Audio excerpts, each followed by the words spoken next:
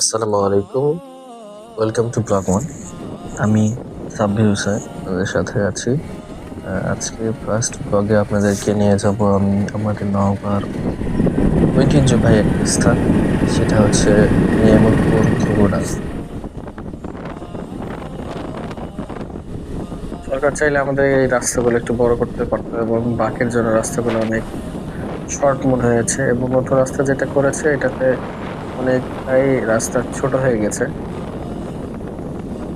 আগে এই রাস্তা দিয়ে বাস চলতো, বর্তমান সময়ে আমি দেখি যে এই রাস্তায় এখন আর কোনো বাস চলাচল করে না। আগে নওগাঁ থেকে বাজারবাগান পর্যন্ত বাস চলতো। আমাদের সামনে তেঁতুলতলি মোড়। আমরা মূলত যাব কুলিহাট। স্বামীর একটা ব্যাগ আছে, ব্যাগটা আনার জন্য। সিংহঘাটের কাছাকাছি যে স্কুলটা আছে, এই স্কুলটাতে কে কে পড়েন আমাকে কমেন্টে জানাবেন।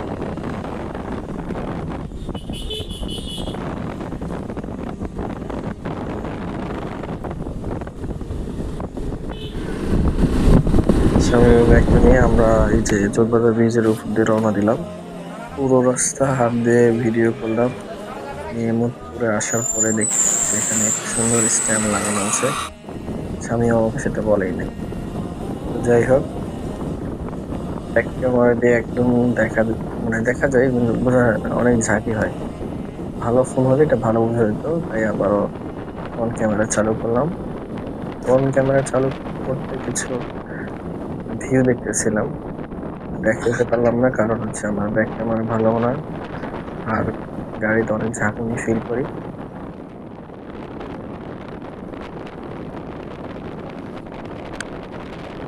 হেলমেটটা অনেকক্ষণ ধরে পরেছিলাম, তাই হেলমেটটা স্বামীর সাথে চেঞ্জ করে নিলাম। চলেন, আর কিছুক্ষণের ভিতরে আমরা পৌঁছে যাব সেই আকাঙ্ক্ষিত জায়গা, যার জন্য প্রায় 37 কিলোমিটার জার্নি করে আসতেছে এই মোটর সাইকেল নিয়ে। আঁকা বাঁকা একটা পথ, কখনো হাইওয়ে। অবশেষে ঘুঘুডাঙ্গা রাস্তায় ঢুকে গেলাম। ঢুকতে হাতের বাম পাশে আমাদের নওগাঁ জেলার ঐতিহ্যবাহী কিছু মাটির বাড়ি এবং এখান থেকে আমাদের তাল গাছের শুরু।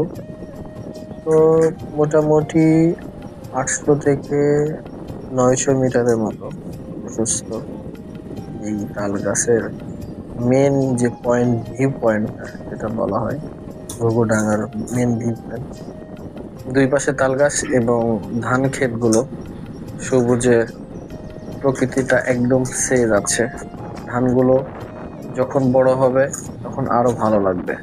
আবেগ থেকে কি বলবো আর ভাই, দেখতে জাস্ট ওয়াও, একদম সেই লাগছিল।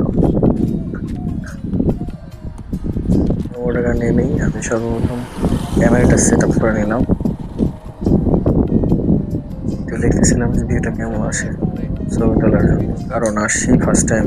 যদি কিছু স্মৃতি নাই থাকে তাহলে সেই আশাটার কি মানেই বা হলো বলেন। শামীমের বাইকটা নিয়ে একটু পোস্ট দিলাম, কিছু ফটোগ্রাফি করে দিল শামীম।